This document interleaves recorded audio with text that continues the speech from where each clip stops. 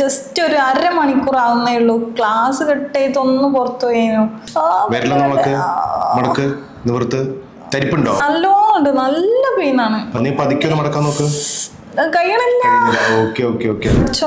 എനിക്ക് മാത്രം ഞാൻ നശിച്ച വേദന, എനിക്ക് സഹിക്കാൻ കഴിയണില്ല. പേടിക്കണ്ട, വേദന ഒക്കെ മാറും. നമ്മൾ സ്വതവേ എല്ലാവരും വേദന വരുമ്പോൾ ആദ്യം ചെയ്യുന്നൊരു കാര്യമാണ് പടച്ചോൻ അല്ലെങ്കിൽ ദൈവത്തെ ഇങ്ങനെ പഴിചാരാന്നുള്ളത്. അത് നമ്മൾ ഒരിക്കലും ചെയ്യരുത്. ഈ കുട്ടി ചോദിച്ചത് കേട്ടില്ലേ, വേദന എന്തിനാണ് കുട്ടിക്ക് കിട്ടിയത്? വേദന ഒരു ശാപമായിട്ടും. നമ്മൾ പലവരും വേദന വരുമ്പോൾ ആദ്യം ചെയ്യുന്നത് പടച്ചോനെ അല്ലെങ്കിൽ ദൈവത്തെ ശപിക്കുകയോ പഴിചാരുകയോ ചെയ്യുന്നതാണ്. ശരിക്കും പറഞ്ഞു കഴിഞ്ഞാൽ ഈ വേദന എന്നുള്ളത് നമുക്കൊരു വലിയൊരു അനുഗ്രഹമാണ്. കാരണം പലതരം പ്രയാസങ്ങളും പലതരം ബുദ്ധിമുട്ടുകളും അതിൻ്റെ ഒരു അപകട നിലയിലേക്ക് പോകാതിരിക്കാൻ നമുക്ക് സഹായകമാവുന്നത് അത് വേദന ഉള്ളത് കൊണ്ടിട്ടാണ്. ഉദാഹരണത്തിന് ഇപ്പോൾ ഈ കുട്ടിക്ക് പറ്റിയതുപോലെ ഒരു വീഴ്ചയോ ഒരു അപകടമോ വന്നതിന് ശേഷം നമ്മുടെ ശരീരത്തിൻ്റെ എല്ലിനോ സന്ധികൾക്കോ അതല്ലെങ്കിൽ മസിലുകൾക്കോ എന്തെങ്കിലും ഒരു പരിക്ക് വന്നാൽ അതല്ലെങ്കിൽ ഒരു മുറിവ് വന്നാൽ അതിന് നമ്മളൊരു ശ്രദ്ധ കൊടുക്കാനുള്ള ഒരു കാരണം അത് വേദന ഉള്ളത് കൊണ്ടിട്ടാണ്. സത്യത്തിൽ വേദന ഇല്ല എന്നുണ്ടെങ്കിൽ നമ്മൾ ആരും അതിൻ്റെ പുറകെ പോവില്ല.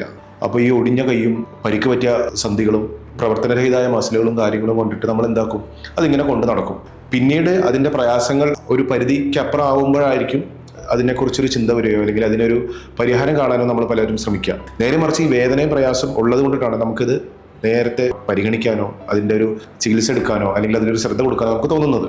നമുക്കറിയാം പലതരം രോഗാവസ്ഥകൾ അതിൻ്റെ ഒരു എൻഡ് റിസൾട്ടായിട്ട് നമുക്ക് പെയിൻ ഇല്ലാത്തൊരവസ്ഥ ഉണ്ടാവാറുണ്ട്.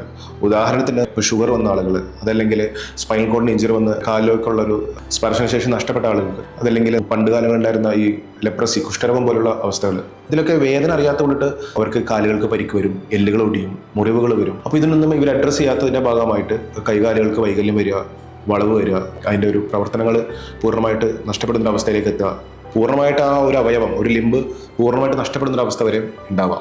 അപ്പോൾ സത്യത്തിൽ അതെല്ലാം ഉണ്ടാവാതിരിക്കാൻ അത് ഹെൽപ്ഫുൾ ആവുന്നത് നമുക്ക് ഈ വേദന ഉള്ളത് കൊണ്ടാണ്. നിങ്ങളൊന്ന് ആലോചിച്ച് നോക്കിയേ, നമ്മളിപ്പോൾ റോഡിലൂടെ ഇങ്ങനെ നടന്നു പോകുമ്പോൾ നമ്മുടെ കാലൊന്ന് ഒരു പ്രതലത്തിൽ തട്ടി ഒരു അപകടം വരിക, അല്ലെങ്കിൽ ഒന്ന് വെച്ച് കുത്തി പോവുക, അതിനെ തുടർന്ന് ഒരു രക്തസ്രാവം ഉണ്ടാവുക. ഇത് നമ്മൾ അറിയുന്നില്ലെങ്കിൽ എന്തുണ്ടാവുക, നമ്മളതിങ്ങനെ നടക്കുക, തുടർന്ന് നമുക്ക് ഒരുപാട് രക്തം നഷ്ടപ്പെടുക, അത്തരം അവസ്ഥകളിലേക്ക് പോവുക. അത് വേദന അറിയുന്നതുകൊണ്ടിട്ടല്ലേ നമ്മളത് ശ്രദ്ധിക്കുന്നതും വെച്ച് കെട്ടുന്നതും ഒരു ചികിത്സ എടുക്കുന്നതും. അത് അറിഞ്ഞില്ലെങ്കിൽ നമ്മളത് ശ്രദ്ധിക്കില്ലല്ലോ.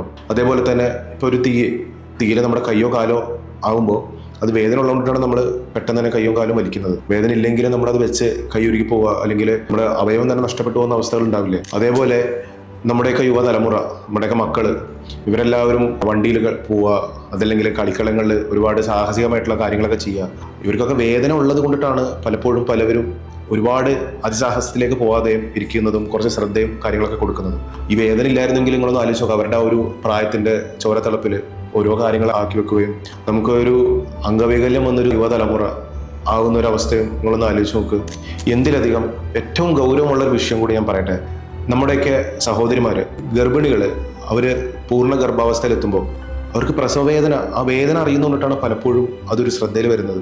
അതല്ലെങ്കിൽ നിങ്ങളൊന്ന് ആലോചിച്ച് നോക്കൂ, അവർ ടോയ്ലറ്റിലോ അതല്ലെങ്കിൽ പൊതുസ്ഥലങ്ങളിലോ വെച്ചിട്ട് വേദന അറിയാതെ പ്രസവിച്ചു പോകുന്നൊരവസ്ഥ.